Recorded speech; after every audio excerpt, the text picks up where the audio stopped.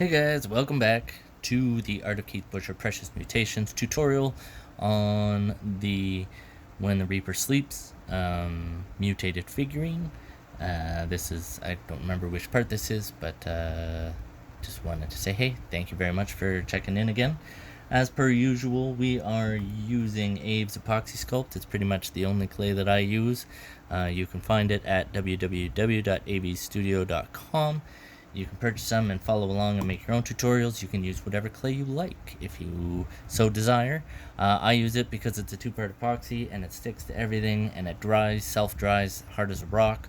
So I don't need to worry about baking. If I have wood or plastic or anything like that, I don't have to worry about baking.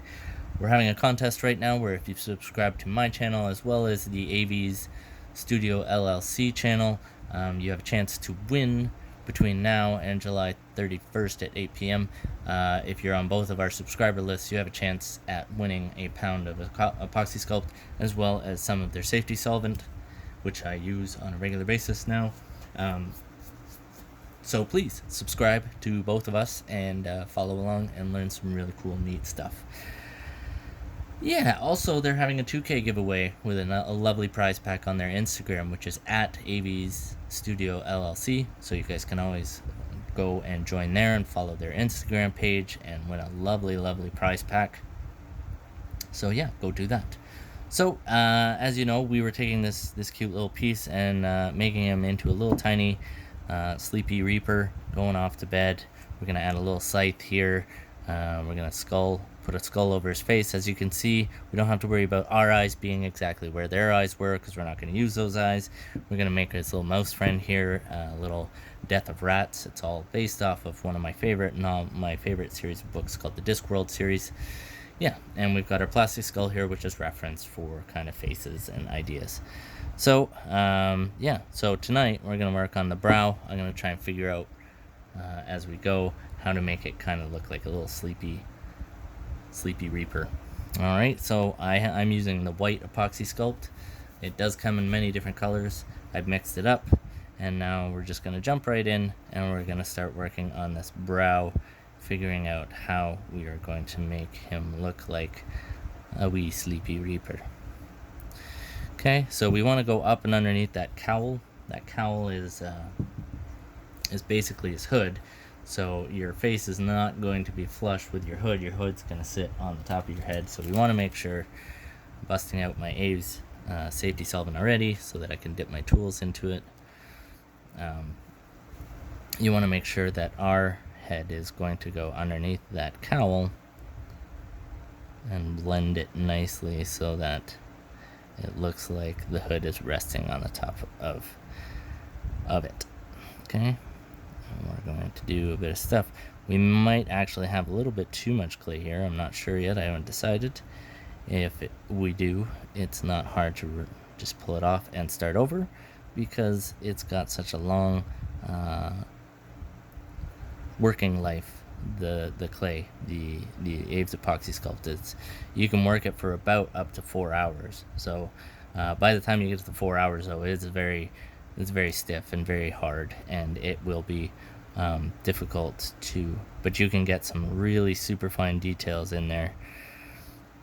At that 4 hour mark, you can really use like a knife to carve in like super fine, like hair, thread, very thin.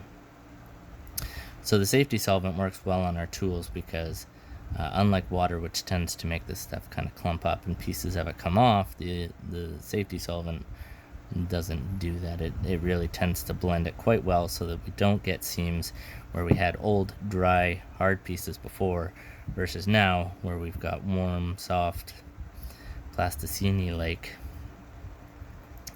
consistency. So we're going to add a little bit more here.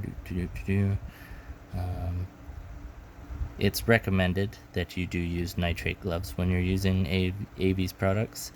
I do not. I am a bad boy, and I will probably pay for it in the long run, but ultimately that is my decision, and as a result in making that decision, they're not liable for anything. They do make a very kid-friendly. I've been using it for about 5 years. I haven't really noticed any ill effects. I don't believe there's any reason that there would be ill effects, but you would probably want to ask them and refer to them. If you are planning on getting some of this for your kids so that they can build some really neat crafts, it doesn't have to be creepy stuff all the time. They do have something called critter clay, which is a lot more kid friendly. This is more for like people who are serious, adults who want to build stuff, and it's great. Like they have even like fix it stuff and everything for like if you have broken things around your house. I don't know, it's kind of hard for me to describe. If you go to their YouTube channel or their Facebook page, they have lots of tutorials on everyday uses that you can use for it. I like to use it for sculpting because it gives me everything that I need, as I mentioned before. Okay, so I did look up, before I started the tutorial today, I did look up kind of sleepy eyes. Just Google search images, it'll pull up drawings, it'll pull up pictures of people's faces, but it kind of gives you a little bit of a reference and an idea, helps you to have an idea in your head. You may already have an idea in your head, but for me, I kind of like to just double check and make sure I'm on the right track. And sleepy eyes, you know, without being creepy eyes, they tend to look kind of like sad eyes, like I'm sad that I'm not sleeping right now. So we want to go from, instead of going angry eyes would angle this way, sleepy eyes are going to go more up from the orbital bone and in, like you're really trying to kind of hold those eyes open because you're so tired. I kind of know that feeling some days. We all know that feeling some days, especially if you have kids or you just, you know, right now it's really hot right here and I go into work and I have to work. They've got me in the welding shop this week, so it's so hot already outside, and then you go in and you're working over hot steel and sweating and everything like that, and you just get home from work and you're just beat. You're just burnt out. You know, maybe you're tired for other reasons. Maybe you're athletic. Maybe you're just went for a big long jog. Not my thing, but so we're just gonna make kind of sleepy droopy eyes here just to finish off the brow. We don't want him to look angry, although he is a skeleton, so there could be a little bit more sinister, but I'm not looking to make this guy scary looking. I'm making him not super cutesy, but because it was sickeningly cute before, but I just want him to look like I'm not here to reap your soul. I'm just here to take a nap. Like, I need a break. I'm sure there's far too much soul reaping going on these days with all the crap that's going on in the world. So let's just take a nap. I just need a break. So I kind of like this so far. It hasn't taken me very long at all. The good thing about skulls is you're just kind of building the shape of sleepy eyes, right? Now I'm going to take a little bit more clay.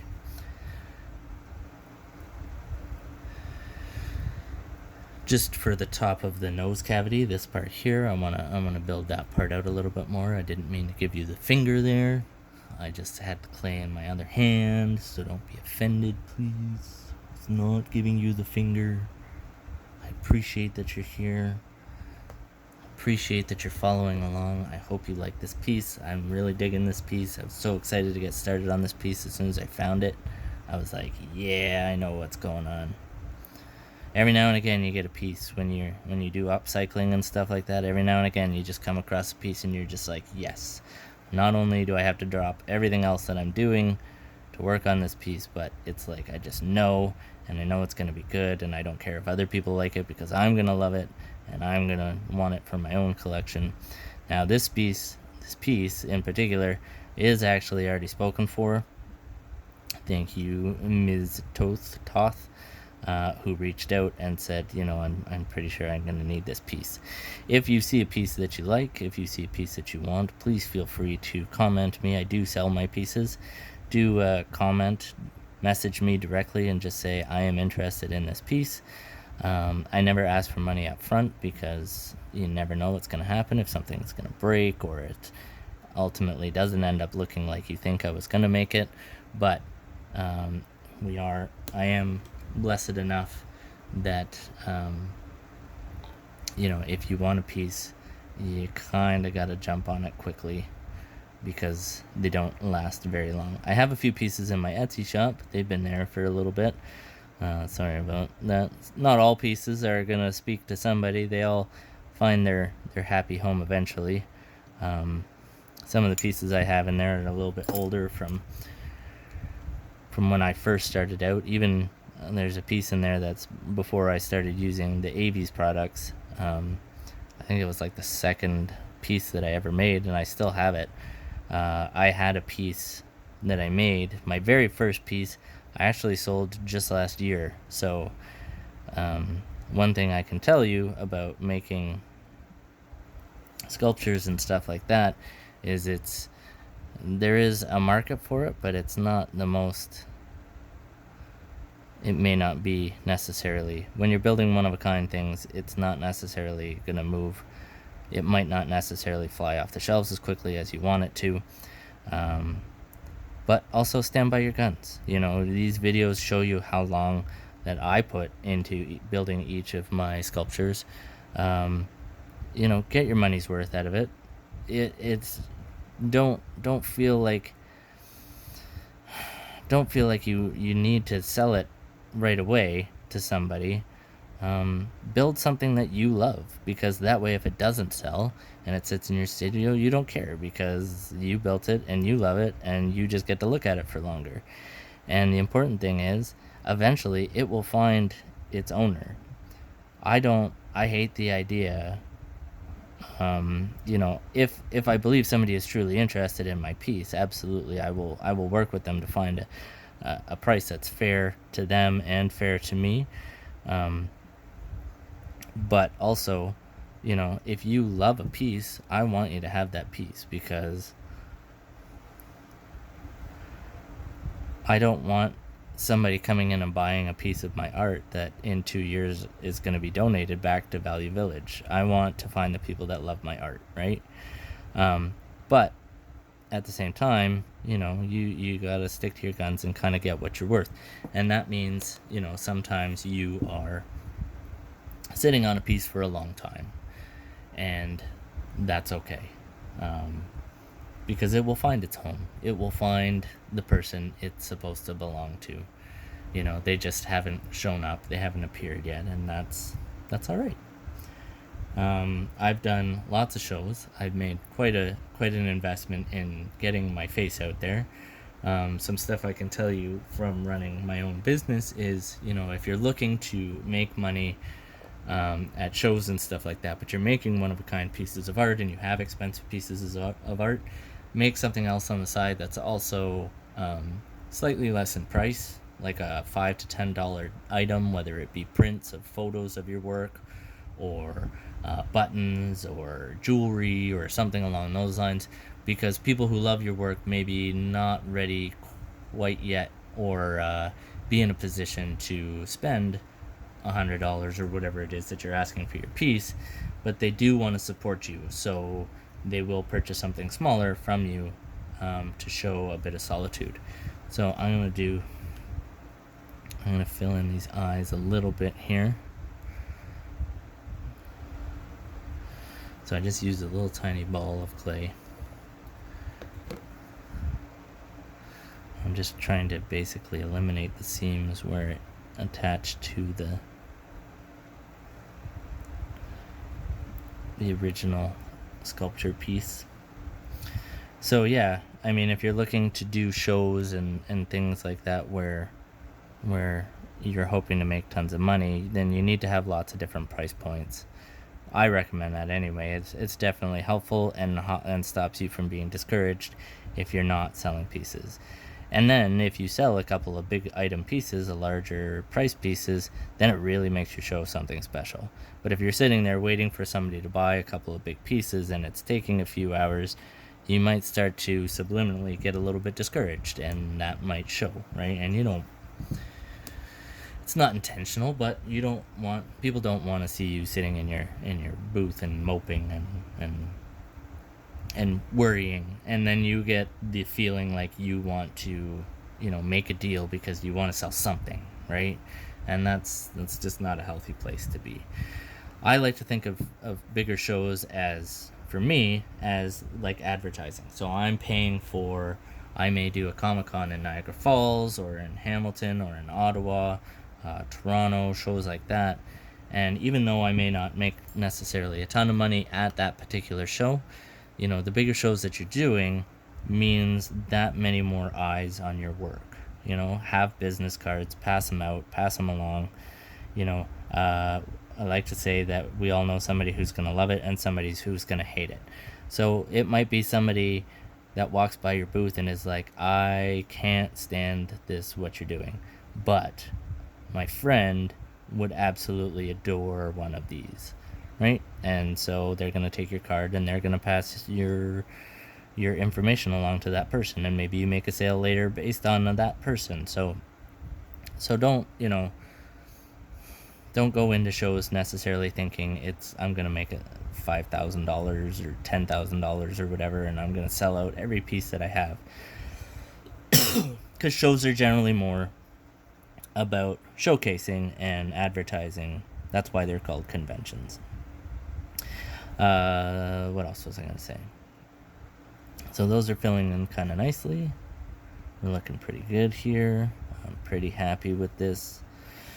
I'm just going to push in a couple of spots for where I want to paint the eyeballs.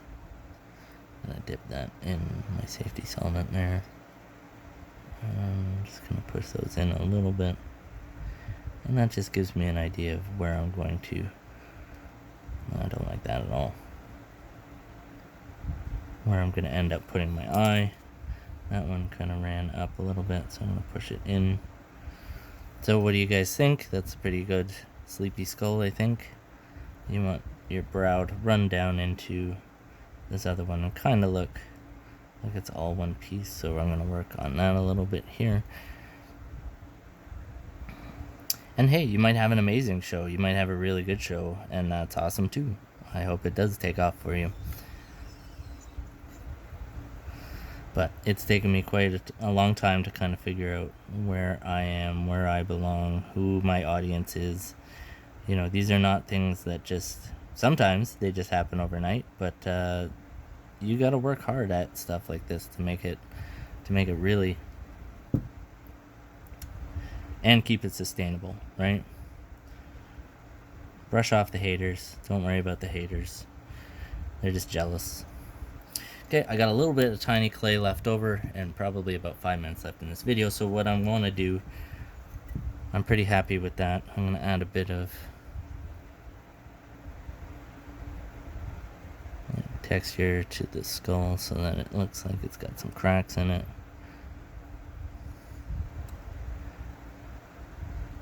I think he looks pretty sleepy to me. And I'm going to use my little bit of extra clay, and I'm going to try and see if I can't start my Death of Rats skull down here as well. Yeah, so don't get discouraged. Oh, the other thing I was going to say is don't make things you think are going to sell. I've had to teach myself this like 4 or 5 times, and I keep going back to it, and it is an important lesson. Make what you love. Make what you want to see. Make the things that interest you. Don't try and read the mind of your target audience and say, I'm going to build this and they're all going to love it and they're going to buy 100 of these and I'm going to be filthy rich. Because if you don't believe in what you're building, if you are not completely, when you build something that you love, when you build something that you really want to see, when you put your heart into it, and that totally shows in your artwork, right? You can make stuff that's kind of just gonna take a little piece like this. That might actually be even too much, half of that. When people see that you love what you do, when people can tell that that you're building because you want to build it, then they're more inclined to be interested in your process and what you're doing and why you're doing it. The the ideas and the concepts behind your art are as important to people who are purchasing your art as the art itself. Find something that captivates people. I've heard it said that if you can have people look at your art for more than 30 seconds, then you've succeeded, right? How many times you walk around an art gallery or a show or something like that, and you see all kinds of things, and you just kind of browse over it and you skim over it. But if you can get somebody who pauses and takes it in and tries to figure out your process and tries to break down what it is that you've done or what it is, then you've won that person, because they are curious, they're interested, they want to know about you, they want to know about how you did it, they want to know. And that's pretty cool. So that's kind of how and you're going to get that more often when you build pieces that you want to build, as opposed to building pieces that you think other people are going to want. One of the coolest things, plus it's a really cool feeling. I'm going to stop this mouse because I don't like it at all. I need to do some research on how a rat skull is going to look, and we're gonna come back to that. So we're going to stop today and just leave this little skull boy looking kind of sleepy and tired. And we're going to finish this video off. I was just going to say one more thing, and I don't remember what it was. It's totally slipped my mind. I get messages from people. It's really neat. I'll do a show, and then and you upcyclers and thrifters and those people will get this. I do a show, and like 3 weeks later, I get random messages from people who are like, "Oh, I was at Value Village. I was at Goodwill, and I saw this, and I couldn't help but think of what you would do to it." And there is no greater compliment than having somebody say that to me, because to me, 3 weeks later, that person is still thinking about my art, and that person is still thinking about our interaction, and that person is still thinking about what they would do to that piece and what it could become. And that's an awesome thing. Okay, but on that super happy, positive note, thank you very much for watching. I am Keith Busher from the Art of Keith Busher Precious Mutations. Please subscribe to our page below to be entered, as well as the AV's Studio LLC channel, to be entered to win some epoxy sculpt of your own. And don't forget to like us on Facebook, Art of Keith Busher Precious Mutations, on Instagram at Precious Mutator, also AV's Studio LLC on Instagram is doing a lovely prize pack giveaway. If you are interested in winning a nice bunch of their products, then I strongly suggest you head over to Instagram and sign up to both our accounts and double and get another chance to win some of their amazing products. Okay, thank you very much for following along. We will see you very soon, and have a great day. Bye.